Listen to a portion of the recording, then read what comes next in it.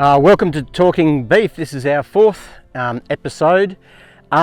This week we're going to be talking about breed societies. Now, you might think this is a fairly scary topic to go into. We want to make it quite clear that all our discussions that we're wanting to have is related to the commercial industry, how all these different facets within the industry impact on the commercial industry. So that's the angle we'll be coming from.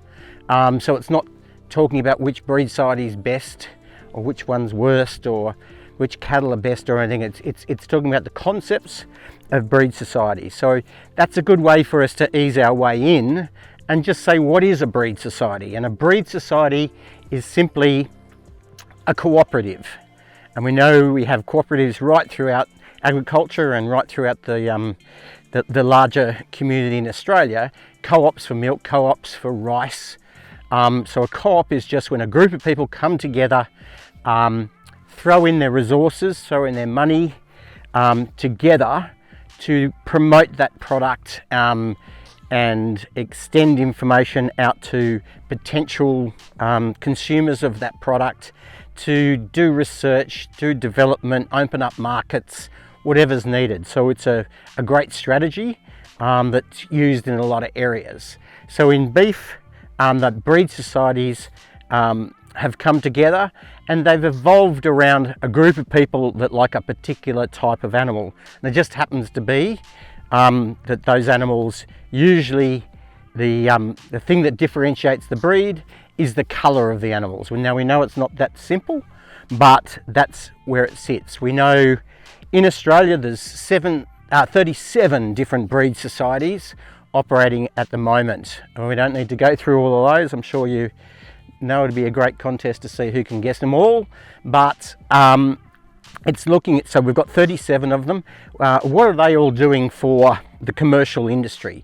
Just to recap on that part that says, what we do know is that 1% of the animals is owned by the seed stock industry and 99% of them are owned by the commercial industry. So the seed stock industry don't have many cattle, but they have a huge influence in their genetics.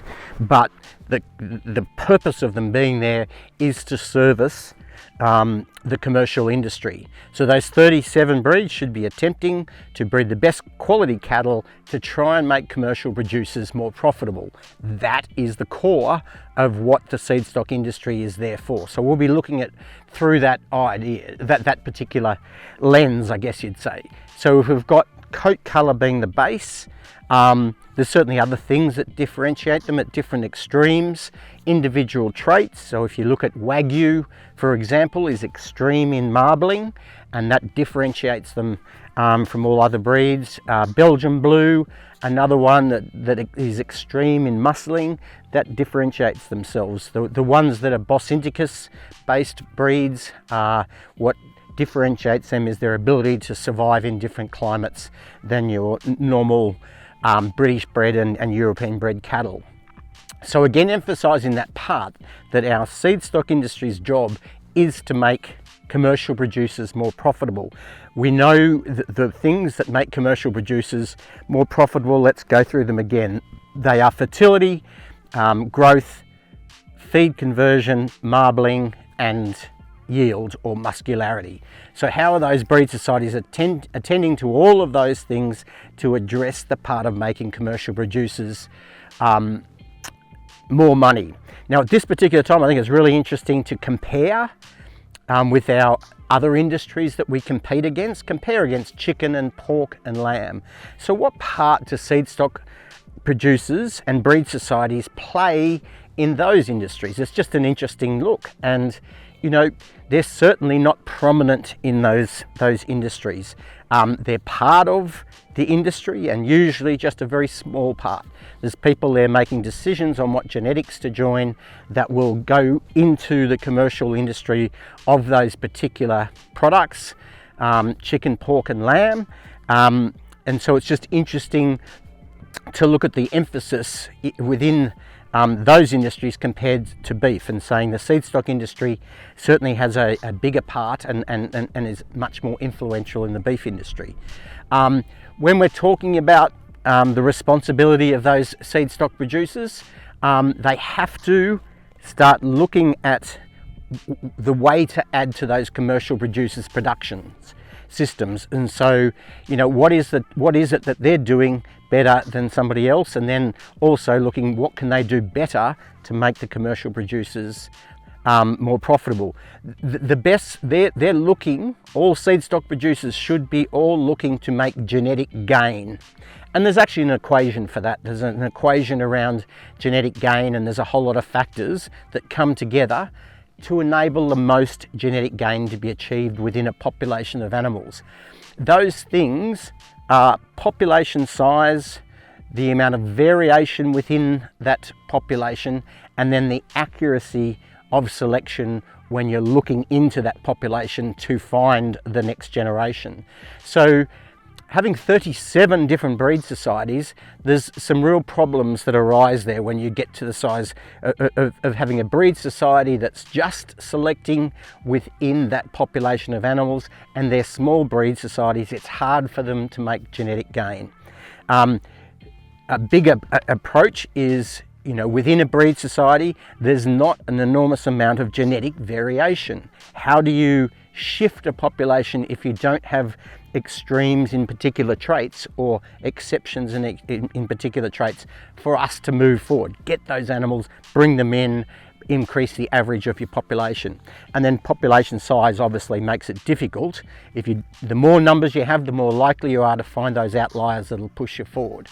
So what we've done with breed societies is silo people off into individual groups. And it's just humans that have done this. This is all done for humans, and those humans, to be perfectly honest, are the seed stock producers. Breed societies are created by seed stock producers for seed stock producers.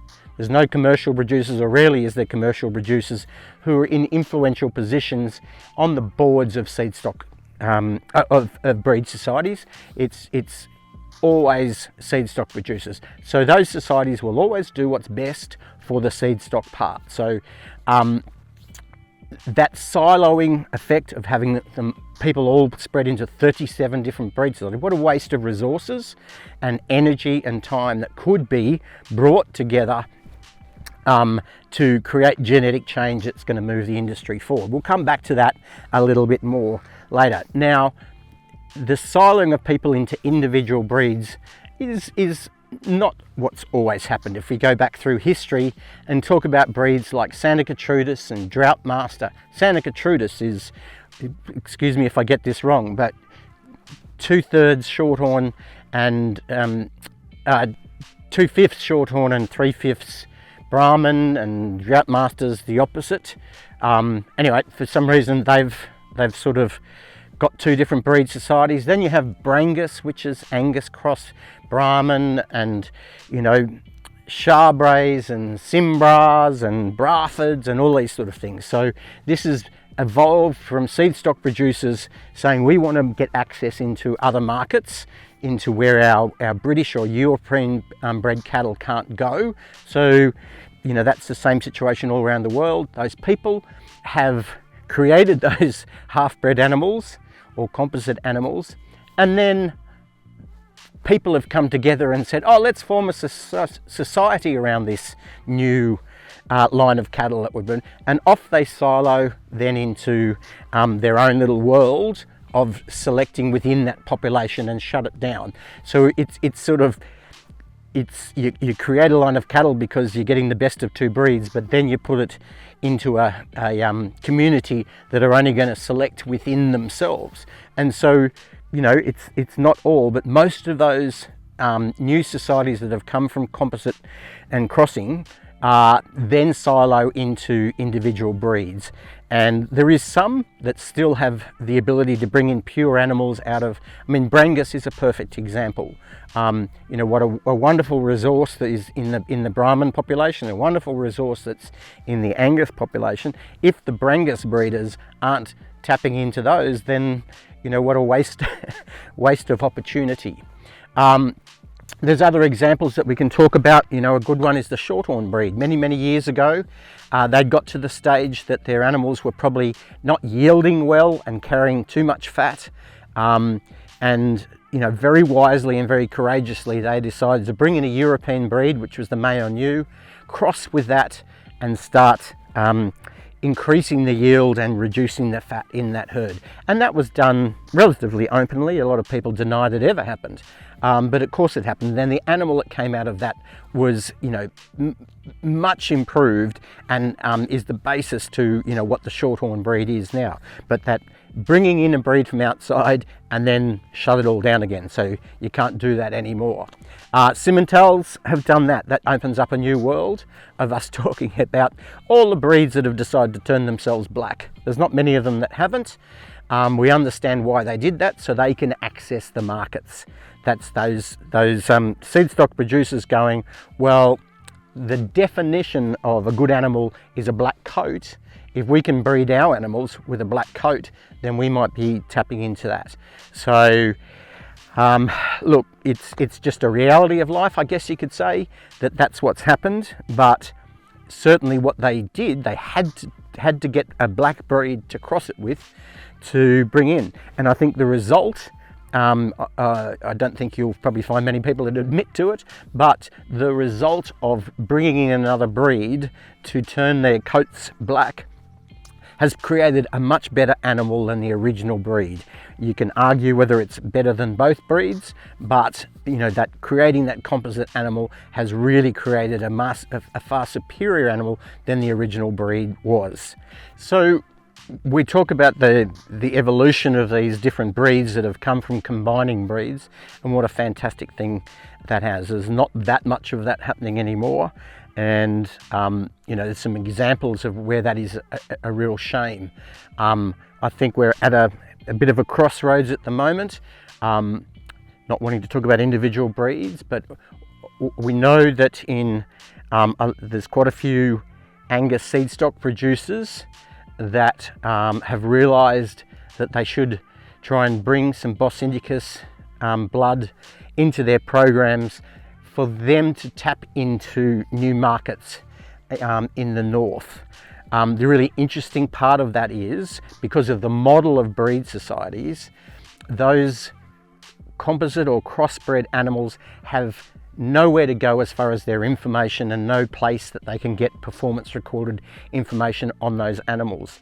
We make the point that they're being created for the commercial industry, and the commercial industry want that information to be able to select amongst those bulls to choose the best one for their particular operations. So there's a real challenge coming there, where if there's a lot of those bulls needing to be created, then, you know, where will a performance recording come from? The model that is, you know, within those societies does not allow outside pedigree and information on those animals. What you want is the other breed that coming in. You want to be able to take the performance information on that animal into the breed society, and that's not allowed at the moment.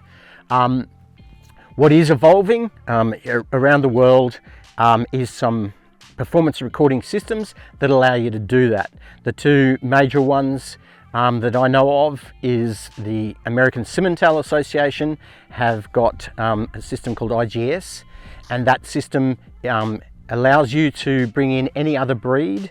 What that organisation will do, if you bring in an Angus bull or a Shorthorn bull, they will look into the database that has come from, look at where it ranks for all the traits, and then slot it into that performance recording system to give it a fair start, not just putting it in as a zero animal. And that's really changed the face of composite breeding and crossbreeding, because it allows you to start picking from other breeds to make genetic change that is far more superior than we can achieve in pure breeding systems. So, you know, that's a really great change. Another one is Leachman's dollar profit system. That one also allows you to do that, bring in new animals, bring them with their pedigree and with their performance recording information onto the system, so they can be recognized for what information is known about them. So, there's some research going on in Australia looking at creating a database that is a multi-breed database, which is fantastic, and we hope we can keep that stepping forward for the betterment of commercial producers. As seed stock producers, we have an obligation to make as much genetic change and sensible genetic change as we can for the benefit of our commercial producers. So that system will allow us to take advantage of that variation that's out there in the cattle population and move us forward as an industry. Another interesting one would be just quickly look into the world of Angus and Wagyu. Now, Wagyu we know is a really incredible marbling breed. They have such strengths in that they blow everybody else out of the water. And they can ask very high returns because they can sell the product for enormous amount of money. The Angus breed is the best of marbling of most of the other breeds, really, but still inferior in marbling to the Wagyu. Now, the seed stock industry could be taking genetics from the Wagyu breed to help shift that population of animals forward. Now, I know people will say, no, well, you lose too much for what you'll gain. That's up to the seed stock producer to do it sensibly and responsibly over time to enable them to shift into a new gear as far as pushing marbling forward. Just selecting within the population of Angus is making it really hard for us to push forward with our marbling genetics. It's an interesting question, something we can't go into now, but have we changed marbling that much over the last 20 or 30 years? That's for another whole day. What breed societies can also do, and Angus has done this incredibly well, is creating a market for the progeny of the bulls of that breed, and that's co-op enabled them to do that. They've then created, through good marketing, demand and a story around the value of that product. And so now we have a system, unfortunately, that's based around coat colour, hence all the other breeds changing their colour to try and get that advantage. We're still not recognising those traits that will push us forward. We're not getting paid for marbling yet, which is a real shame. So we're sort of breeding for marbling, but we're not getting paid for it, or companies aren't paying us for that particular trait, which encourages people to improve it. So I think the interesting part within the Angus breed, which is the biggest in Australia, is it's interesting that those Angus breeders who are doing a fantastic job, their commercial producers are getting paid exactly the same amount as the Angus breeders that aren't doing a good job. So all you got to do is produce an Angus animal with a black skin, and your customer will get paid exactly the same amount, which is what's driven the system. So it's a real shame that we don't have more nuances within our industry to reward and push us towards improving the quality of our product and the volume of beef that we produce. We need to have a better system in there that enables us to do that. So whilst we've got one that's just based on coat colour, I think it restricts our ability to move forward as an industry, and we know we're not making a lot of genetic change compared to our competitors. The co-op idea is a fantastic idea. I'll just finish with the point: could we find a better point of difference as far as our co-op is concerned to enable our industry to push further forward and become more profitable with our commercial producers in mind? The seed stock industry can continue to increase their profits. The commercial industry can increase their profits, but can we make more gains to be more competitive by having a cooperative focus around something else other than coat colour? So this is John Wright at Cooter Park Bluey with Talking Beef. Thanks very much, and we'll see you again in another couple of weeks.